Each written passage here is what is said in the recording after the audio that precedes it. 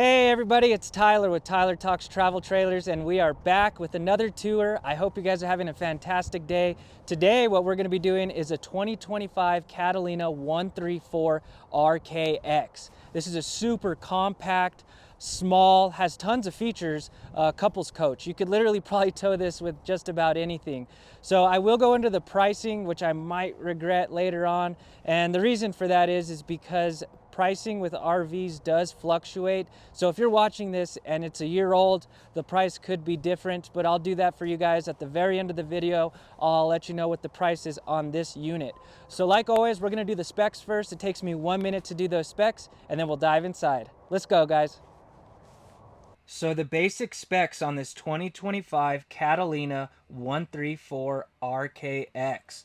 Your unloaded vehicle weight is 2,707 pounds. Your cargo carrying capacity is 1,574 pounds, which brings your potential fully loaded weight to 4,281 pounds. Your hitch weight is 281 pounds. Your exterior length total is 16 feet. Your exterior height is 9 feet 10 inches, including the AC. Your exterior width is 7.5 feet wide.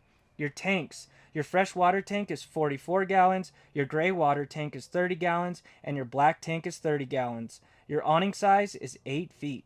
Let's jump inside. Awesome, guys. Now that we got the specs done, we'll jump inside. Look at how cool this thing is. Just a nice little unit. This is really compact, and I am super impressed. I honestly don't know how they fit this much into this unit. So like I said, lightweight. One thing I do want to point out with this unit, because people get hung up on the GVWR, I think I said it was in the 4,000 pound range. I promise you, you are not going to put, what did I say, like 1,200 pounds of cargo in this? What did it say? Yeah, so you can put 1,500 pounds of cargo. You are not going to be putting 1,500 pounds of cargo. So if you do have a smaller tow vehicle, do not get hung up on that gross vehicle weight. I would go off the dry weight, which is that 2,700. On average, people tend to put about 800 pounds of cargo in their unit, and that's even in big, long trailers. So go off the dry weight. You will be able to tow this. Majority of cars can. Just don't be too freaked out on that GVWR. Well, I'll show you. I was going to show you that, but I'll show it to you later. So as you can see in the front, you do have a queen size bed. It is an RV queen, so it is 6 inches shorter, but it's very impressive. Usually in this size of unit, you would get a full size mattress. I mean, even in our Flagstaff E-Pros, like the Murphy bed is a full. So it is 54 by 74. I have sold this to people that kind of, finagle it a little bit. And if you really wanted to, you can fit a true queen in here.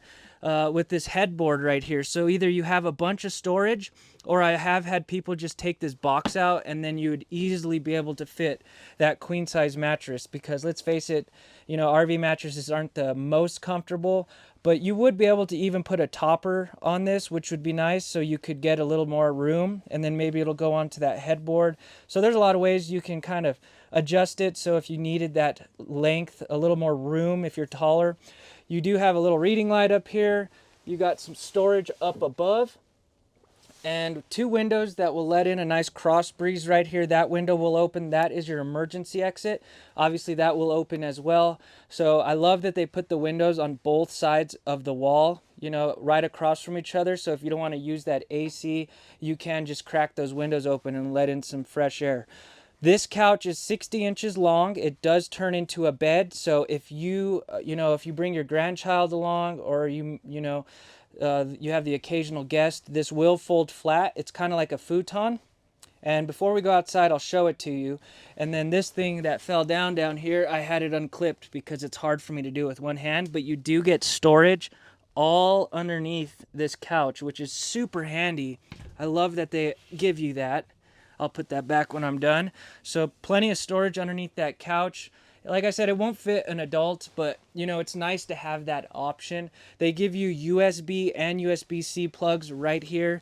The USB-C plugs will work when you're off your battery, so you don't need to be plugged in for those. They do make this floor plan, it's configured a little differently, but they do make this with a dinette. So it's really just preference. A lot of people, me included, I would prefer the couch just because when you get done hiking or fishing, you know, you want to kick back. You don't want to be on a stiff, you know, dinette. They're still comfortable, but this obviously has a little more cushion to it. So if you want to kick back, you have that couch, which I think might be a little more comfortable. They have the storage up above, and I love that they give you these little totes because you can really utilize the space however you want. I'm sure it doesn't cost them a lot to add these into the unit, but it just looks nice. I like it. And there is like a little raised edge, so if you wanted to put bins just like this, you have a lot of opportunity to kind of use this for storage. See, so that's how deep it is. Pretty decent. Surprisingly has pretty good storage considering it's a 16-foot trailer. You even have another light up here. Behind me, you do have a 12-volt fridge. And the nice thing about 12-volt is they cool so much faster than gas electric. They tend to be deeper. And I can't open this one because it's taped. Let's see if I could get it for you. Oh, nope, I'm a fool. It's on the other side. So 12-volt fridge, it will operate off the battery, and they just cool. Like I could plug this in and 20 minutes later, it'll already start getting really cold versus that gas electric that, you know, you have to have it going the night before. And then you do have a switch that will turn it on and off. That's handy, you know, because if you don't have that switch and you're running 12 volts, it could drain your battery. So it's kind of handy to have this just as a precaution to keep it off when you're not using it. You do have a little area for your TV, and I think it's in a pretty decent spot. You know, you have a couple options to put this TV wherever you want. You do have like a solid backer board right here, so you could put maybe like a 32-inch TV. You have your plugs right here. Or what I was thinking, because you know, me and my girlfriend, we like to watch some TV in bed. We got the series we like to watch. That nightstand or that headboard right there would also be a perfect spot to put a huge TV. So if you're obnoxious like me, you need to have the biggest TV. You could fit a pretty good sized TV, and you do have plugs right next to it. So a couple options, you know. I like to kick back in bed and watch TV. So at least you have the ability to put something there. Up above, you got some more storage, and it is deep. I can't reach the back of it. So definitely great storage right here. You know, you could put your snacks, whatever you like to bring along. Moving on to the kitchen area. Look at all that counter space. Isn't that great? For the size of the unit, I would say this is fantastic. Look at this. It's huge.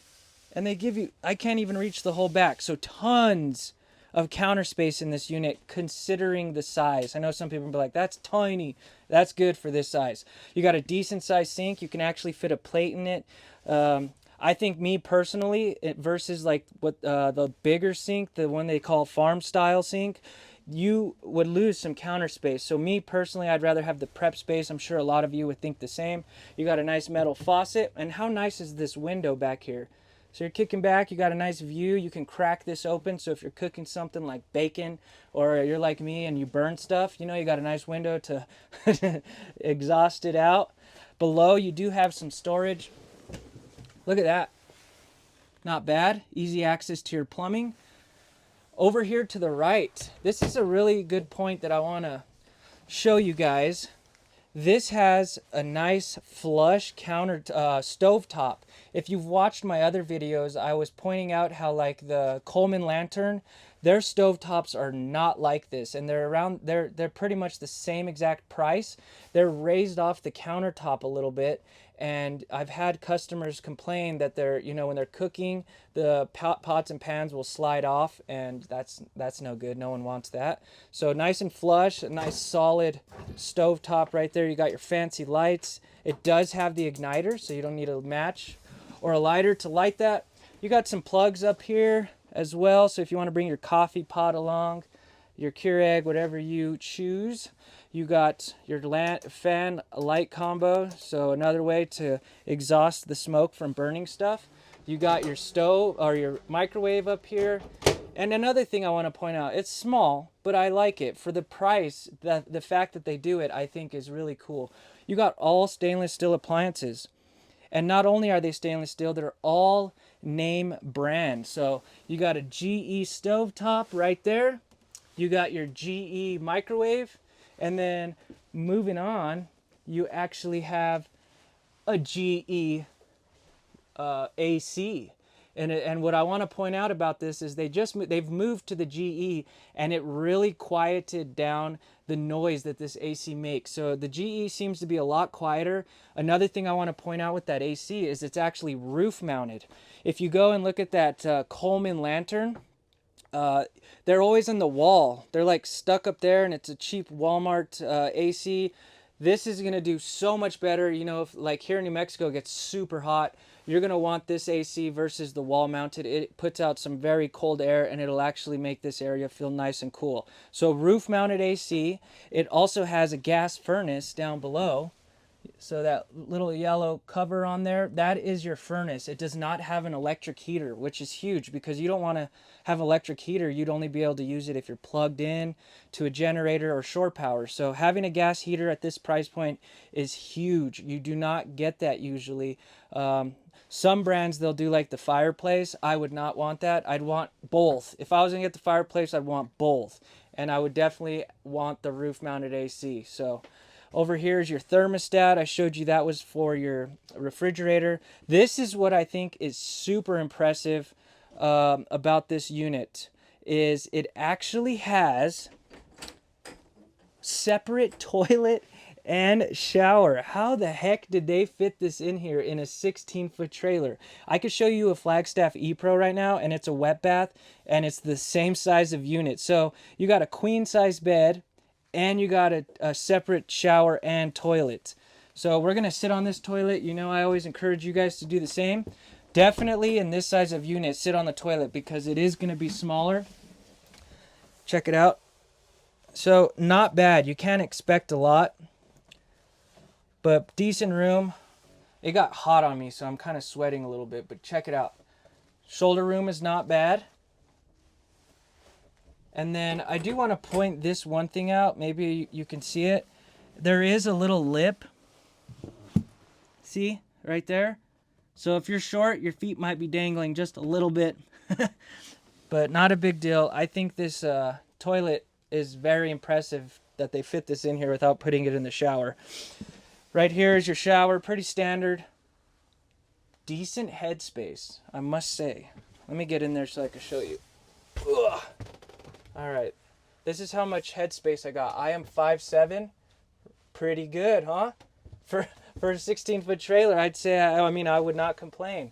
And you can actually kind of move around a little bit. The one thing you're going to have an issue with, and this is guaranteed, and you can't expect not to have it, that's your floor space. So you're going to have to get out and change outside most likely. But it's a couples coach. You guys should be comfortable enough to change in front of each other, hopefully. That's pretty much the only thing I see about this bathroom, but very impressive. Very impressive. You got your mirror. It is just a mirror. It does not have it's not a medicine cabinet. And then one plug, it's sitting kind of high. It does not have a sink in here, so that's pretty normal in this size unit. You do got a fart fan up there, so you can let some exhaust out, you know, when you're showering. Let all that moisture out, but pretty standard bathroom. But I think it's very impressive that they were able to do that. Up here, I did forget to show you that you do get a little storage up above. And it's deep. It's a little awkward that they did this, but I am happy that they gave you the opportunity to use it. You know, maybe stuff that you don't use all the time, you could put it back in there in that corner. So overall, what do you guys think? I love it. Decent amount of counter space. You got extra sleeping. You got a nice stove top. You got the gas furnace, roof mounted AC.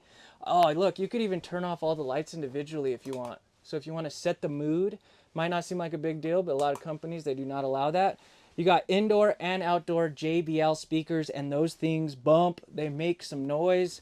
And here it is right here. So it's not a CD player. It's Bluetooth and radio. So you just you could Bluetooth to it, or you get the local channels.